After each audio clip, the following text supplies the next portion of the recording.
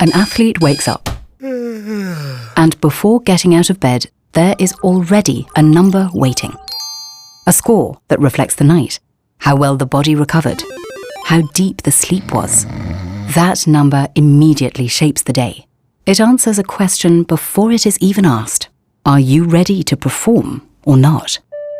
But behind those numbers sits an entire digital infrastructure working continuously, day and night. Every time you send a message, stream a video, or ask AI a question, something happens somewhere else. We live our lives in an increasingly digital world. From how we work and learn to how we communicate and move. Digital technologies shape what we do every day.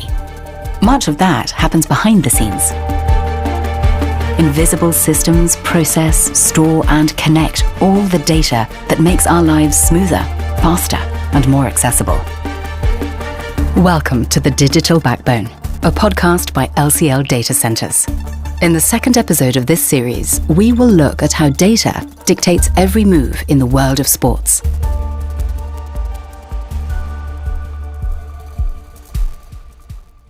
From the moment an athlete wakes up, nothing is left entirely to chance. Training is adjusted, intensity is calibrated, recovery is planned. What used to be guided by feeling in sports is now increasingly guided by data. That evolution has changed sport profoundly. Training has become more precise, recovery more intelligent, and the risk of overtraining and injury easier to detect. But as performance becomes more measurable, athletes have started living more and more through numbers. That changes not only the role of the athlete, but their entire life, 24/7. Because performance no longer starts when the training begins. It starts in data collected overnight, in numbers that translate the body into something measurable and manageable. It is a shift that coaches have had to learn to navigate as well. As Paul Van Den Bosch, a sports coach, says, well, it's a kind of a big brother. Every step they do, I can follow during the day. That constant visibility is what makes the difference. The athlete is being monitored, interpreted, and optimized almost continuously. At the same time, that constant stream of information also allows coaches to adapt training more carefully than ever before. The same systems that monitor performance can also help prevent overload, detect fatigue earlier, and create more personalized recovery. But even with all that data, all that control, all that precision, one question becomes more important than ever. And it's not a question about performance, nor about numbers. The question that still requires a human answer is, how are you today? That question may sound simple, almost obvious, but in a system where so much is measured, calculated, and optimized, it becomes a way of bringing something back into the process that data alone cannot capture. And that is exactly where the role of the coach has changed. Because if athletes are now surrounded by data, by platforms, by continuous monitoring, then someone still has to interpret all of that. Someone has to decide what matters, what doesn't, when to follow the numbers, and when to step away from them. To understand how that role has evolved, you need someone who has worked across both worlds, before and after data became central. That someone is Paul. I'm Paul Van Den Bosch. I'm a keynote speaker, author of a lot of books, and I'm as well a coach of a lot of top athletes during the past, let's say, 40 years. And those athletes are household names, because we are talking about Sven Nys, or as Paul describes him, the living legend in cyclocross. About André Greipel, the German sprinter who won numerous stages in the Tour de France, the Vuelta and the Giro, and about phenomenal riders like Tim Wellens and Thomas de Gent. And if you go further back, more than 30 years ago, you find him coaching motocross phenomenons like Eric Gabors and Georges Jobet, to name but a few. What makes Paul's trajectory so interesting is not just the level of these athletes, but the fact that they represent different moments in the evolution of sport. Some of them trained in a world where intuition was still the dominant reference point. Others grew into a system where performance is continuously measured, analysed and optimised. And that makes Paul Van Den Bosch more than a coach. Over the years, he has translated that shift in practice every single day. But when did that shift actually begin? Because the system we see today, with dashboards, recovery scores and predictive models, did not appear overnight. It started with something much smaller, much simpler. Let's go back to 1977. Wearable sports technology saw the light of day. Well, the impact of digitizing on sports has been dramatically huge. I remember the time that I started as a coach, and the only thing we had at that moment was heart rate monitoring. One signal, one number. And even that was not always perfectly reliable. But at the time, it already represented a change in thinking. For the first time, coaches had access to something that went beyond observation, something that could confirm or challenge what they thought they saw. Up until then, training was largely built on experience. A coach would watch an athlete, interpret posture, breathing, rhythm, and make decisions based on that accumulated knowledge. Athletes themselves learned to listen to their bodies, to recognize when they were pushing too hard or not hard enough. Heart rate monitoring added a second layer to that process. And that small shift, from feeling to measuring, opened the door to something much bigger. Because once you start measuring one aspect of performance, the next question almost inevitably follows: what else can we measure? And more importantly, what does it tell us? For coaches, this was a revolution. Not because data replaced experience, but because it made invisible processes inside the body more understandable. Training became less based on guesswork and more on insight. Each of those steps added a different layer of understanding. Lactate testing made it possible to identify thresholds, the point where the body shifts from controlled effort to overload. It allowed training to be structured more precisely, not just in terms of intensity, but in terms of how the body actually processes that intensity. Power measurement went a step further, especially in cycling. Instead of looking at speed, which can be influenced by wind, terrain, and tactics, coaches could now look at output, at what the athlete was actually producing, independent of external factors. Those new tools didn't just refine how performance was evaluated. They changed the reference point. The focus shifted from what you can observe on the surface to what is actually happening underneath, inside the body and over time. But the real transformation came when those tools stopped functioning in isolation and started to connect. Platforms like Training Peaks and Strava introduced continuity into a process that used to be far more fragmented. And those platforms only work because enormous amounts of data can be stored, processed, and made available almost instantly. Every training session, recovery score, or sleep analysis becomes part of a continuous digital flow running quietly in the background. Data centers like LCL make that possible. Thanks to these training platforms, training sessions could now be tracked over longer periods, compared against each other. Performance was no longer seen as a sequence of separate workouts, but as an evolving system. And once that system is in place, the logic of decision-making begins to shift with it, because decisions are no longer based only on what a coach observes in a single session or what an athlete reports feeling that day. They are increasingly shaped by trends, by accumulated data, by indications of what is likely to happen next. And yet, even with those advantages becoming clear, adoption by the athletes is not immediate, as Paul points out. Because it was a complete new way of working. And I remember even that Philippe Gilbert, who was world champion cycling, said that this was not for him to work with. He was not interested. And I speak of the year 2011. That moment is telling, precisely because it concerns a rider at the very top of the sport, someone who has built his performance on experience and instinct, and who initially saw no added value in working with data. But that position didn't hold for long. Within 2 years, Philippe Gilbert started working with data as well. Because once data started helping athletes train more efficiently and recover more intelligently, ignoring them became increasingly difficult. It was not easy for the athletes to start with all this data.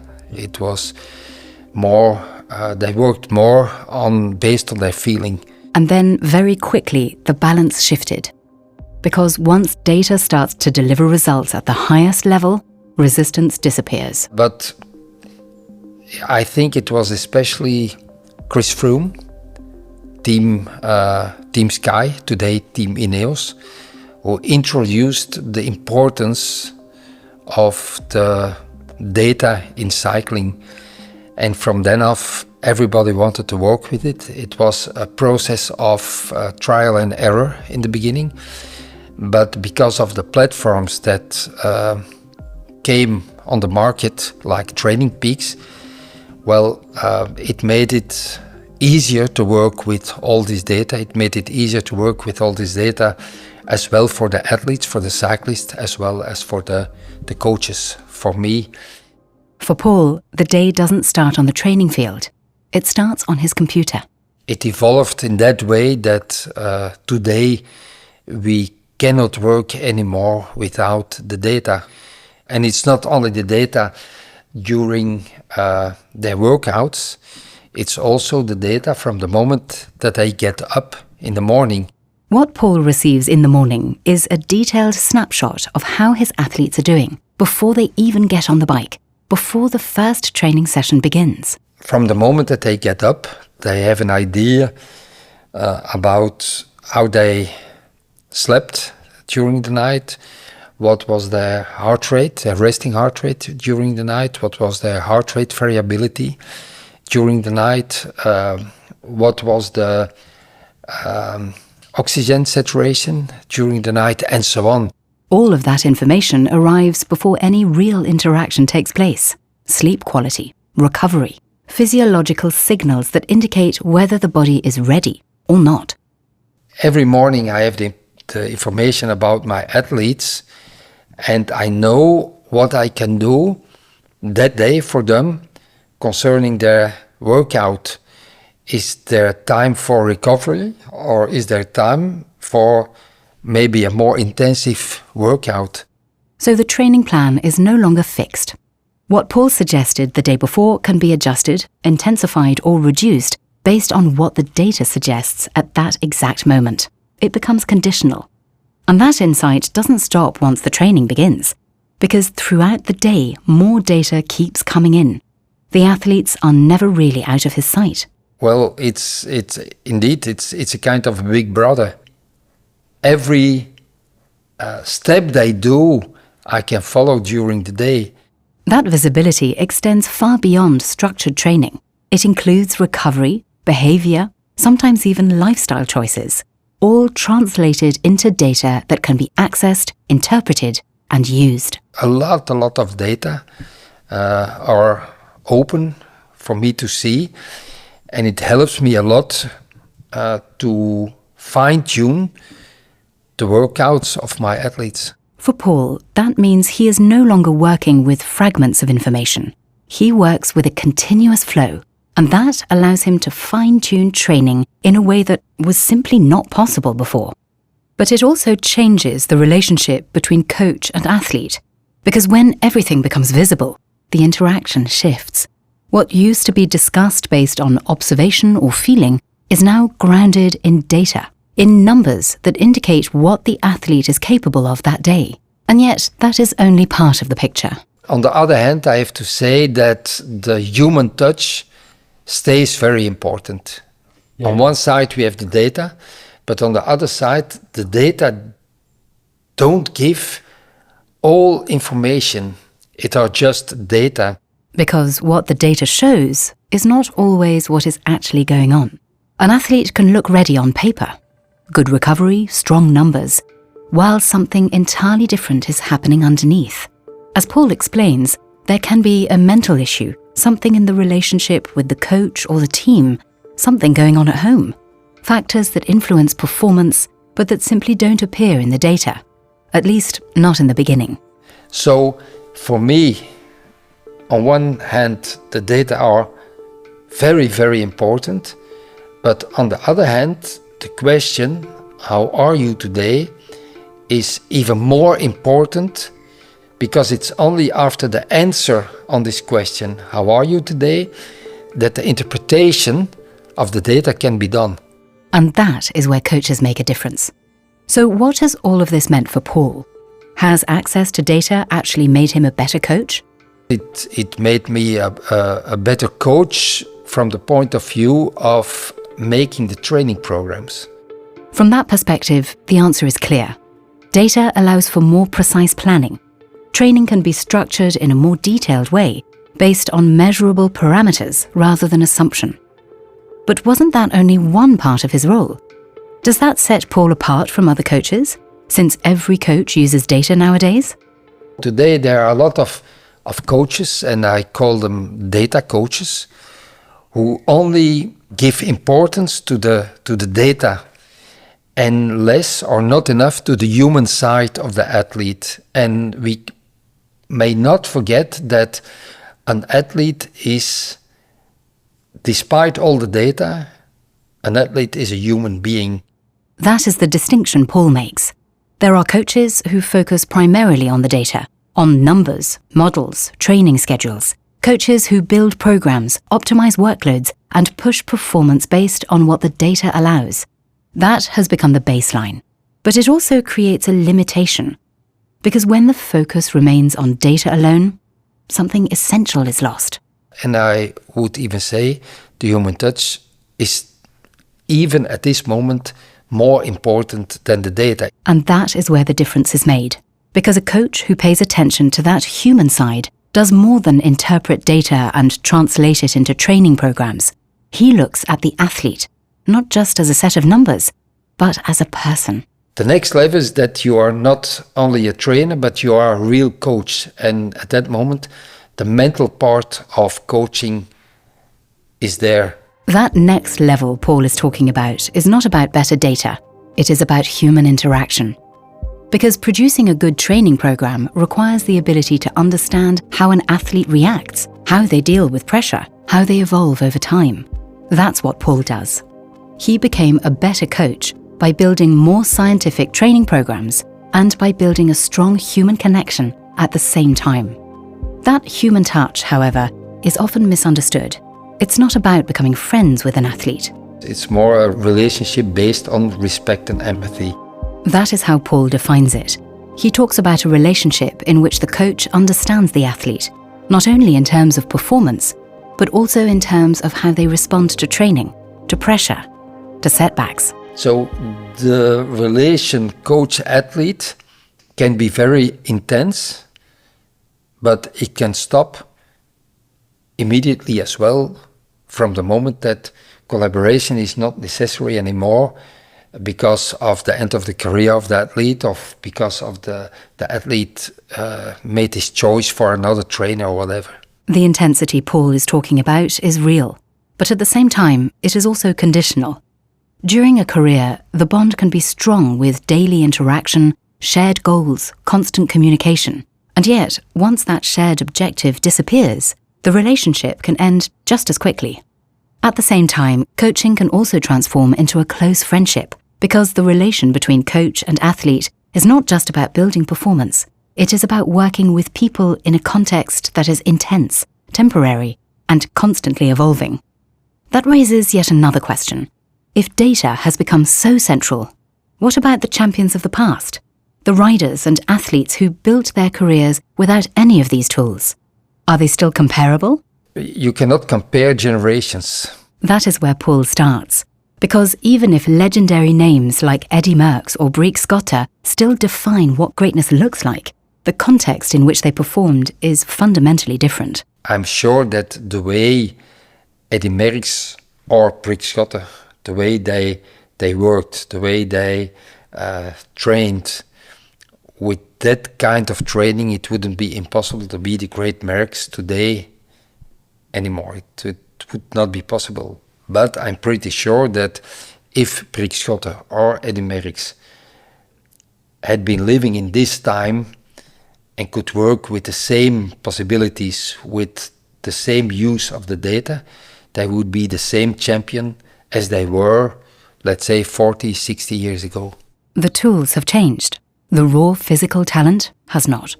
So, if data has raised performance, does that also mean sport has become better? Paul hesitates. He knows the answer is not straightforward. Data have improved dramatically the performance of athletes today, but they evolved to being a kind of a robot today.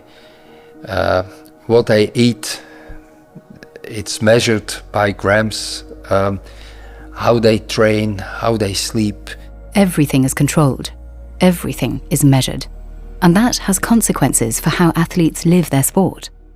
They know that they have to live their life that way. There's no other way today. You must work with the data. You must fine-tune your workouts based on all that kind of data. There's no choice. But I know that a lot of athletes are not happy anymore because just cycling is not possible anymore, because it's always looking at their wearable. Data has transformed training. Cycling is no longer just riding. It is constantly checking numbers, targets, expectations. And when those are not met, the effect is immediate. Disappointment, frustration, a sense of failure, even when the effort itself was there. To Paul, it is clear. The way they have to live is not easy anymore. That pressure becomes very concrete in how athletes live. Paul gives the example of altitude training in Tenerife. Weeks in isolation, in a hotel in the middle of nowhere, where everything revolves around one thing: performance. They train, they recover, they monitor. From the moment they wake up, they check their sleep, their recovery score, their readiness for the day. And that number immediately sets the tone. If it's lower than expected, doubt sets in. Can they still do the planned session? Should they adapt? It's not an easy life. It's a life based on numbers, from the breakfast till they go to sleep. Everything is measured, and over time, something else starts to disappear. The fun factor has gone, and sometimes I say to my athletes, leave your wearable home, leave it at home. Don't use it. Go out, take your bike, try to enjoy. So what does all this mean for health? With all this data, all these fine-tuned training programs, has elite sport actually become healthier? Paul is clear. I don't think that top sport at this moment, and probably not in the past either, is a healthy thing. You don't have to do top sport to get healthier. I think at this moment it's heavy to be a top sporter, not only on the physical plan but as well on the mental plan. At the highest level, professional sport is about performance, not health. And data certainly pushes that performance further. But on the other hand, there's less doping, much less doping. So from that point of view, it's a healthier way of doing top sport. So the picture is mixed. Cleaner sport, higher performance, but also higher pressure. The same is true at a more hobby-style level. Recreational athletes today train with the same tools, the same platforms, the same data as professionals. Well, and they're riding on the same training circuits as they meet their idols on, like in Altea, in Calpe, in Mallorca, wherever. They are riding on the road, and Pogacar is riding there, and Evenepoel is riding there, and Wout van Aert and Mathieu van der Poel. And on Strava, Strava is a platform for data as well, used by as well professionals as recreational riders. They can compare their own performances with the performances of the professional cyclists. That comparison is powerful. It motivates. It pushes people to train, to improve, to take their sport seriously. And that in itself is positive. But there are pitfalls. Like Strava, it's a huge platform. It's nice to work with, and it gives a lot of information, but it gives always the opportunity to compare their own performance with the performance of their friends, of professional riders, whatever. And it gives a stimulus to work harder, to train like a professional. And that's not healthy anymore. Because unlike professionals, amateurs don't have the same support system.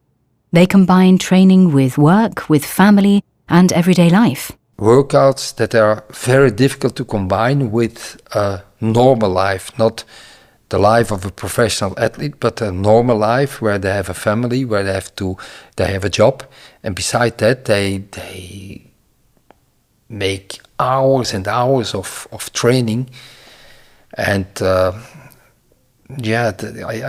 don't think that's a good evolution for recreational athletes. For amateurs, the limit is not always clear. More than 5 hours training a week for a recreational athlete is worse for your heart than less than 5 hours of training. And I can assure you that a lot of recreational riders are doing much more than 5 hours, and often they train together with other friends who are more capable, who are younger, who have a better condition, and that try to follow. And I think that today recreational cycling is not healthy anymore. Yet many go far beyond that, sometimes over-triggered by their tools and wearables. They use the same wearables as the professional athletes. Mm-hmm. They use the same platforms as the professional athletes. So there's a stimulation to do more and more and more. And that is the paradox again. Data helps, it motivates, it improves, but without the right context, it can also push people too far. Never lose sight of the human factor. Paul doesn't only work with athletes. He is also a much sought-after keynote speaker for entrepreneurs, often invited to draw parallels between top sport and business, to translate what happens in elite performance into lessons about leadership, discipline, and results. In that context, he sees similarities, but also an important difference. Often, it's said that entrepreneurs are top athletes. Entrepreneurship is top sport, that's a way of saying. But I don't agree. I don't agree, because an entrepreneur has to be at a good level during a long time. A top sport athlete has to peak. He has to be good, but then he has to work to a peak, a championship, an Olympic championship. That difference matters. An athlete builds towards a moment, a peak performance, a championship, and then steps back, recovers, and prepares for the next cycle. An entrepreneur doesn't have that rhythm. Performance is continuous, day after day. And yet, when those two worlds meet, the same mindset appears. And especially entrepreneurs, because entrepreneurs are very competitive. It's in their job, they have to reach the highest level, they have to make progress, it's all about the numbers. They have to perform day after day, and often they have not enough time to train. Mm-hmm. But when they go out with their companions, with friend CEOs of other companies, they want to prove themselves to them, and they go faster than they should go based on their condition. The logic sounds familiar. Numbers, performance, comparison. At the same time, there is another dimension to this evolution. Not about performance, but about what happens with the data itself and the impact on your privacy. Because sharing personal data has become part of the system. For Paul, that raises questions, because as a coach, he works with highly personal data that gives him insight into the daily lives of his athletes. I get all the information of my athletes from the moment that they get up. I open the platform Training Peaks, and I can see how long they slept and what the heart rate was during that night and how many times they were breathing during the night and so on. Well, sometimes I think these are private data, and as a coach I receive all this data and I can say to my athlete, based on what I see, what happened to you during the last night, you are not able to do your workout. So that's a kind of power that I have on my athletes based on the data that I'm seeing day by day. That is the reality of modern coaching. Data creates a form of control, which makes the role of the coach even more important. Looking ahead, Paul sees another shift, because access to data is no longer the differentiator it once was. So what happens today is that there's a significant leveling of the playing field when everyone has access to the same data. And that means as well, because of that leveling of the playing field, that difference has to be made in another area. And I believe that the other area is the human touch. Those who has the possession of all this data, but on top of that, they are able to use a great human touch. I think that are the winners of the future. The tools are becoming equal, and when data is becoming available to everyone, the difference in coaching and performing shifts elsewhere, not in the data itself, but in how it is managed. Technology will continue to evolve. Data will become more precise, more real-time, more embedded in everything we do, in sport, in business, in daily life. And as Paul points out, that evolution is unavoidable. If you don't evolve with the new information, with the new technology, you're out of the business, that's for sure.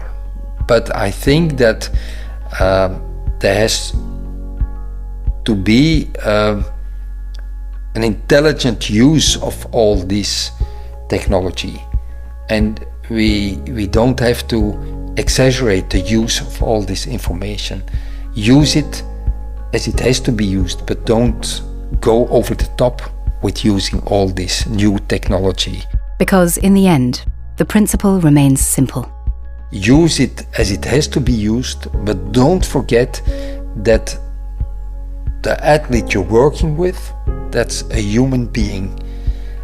And you cannot approach a human being only based on your data.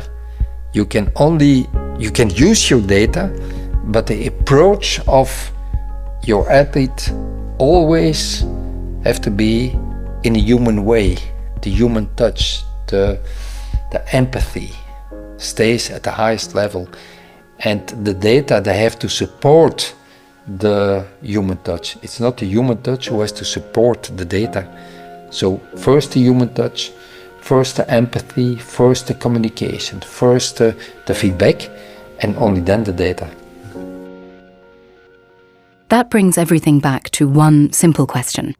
The question that no algorithm can answer. The question that still defines the difference between measuring performance and truly understanding it. How are you today? Thank you for listening to this episode. In the third episode of this series, we will take a look at how data centers impact the world of journalism and media. For more information, go to lcl.be.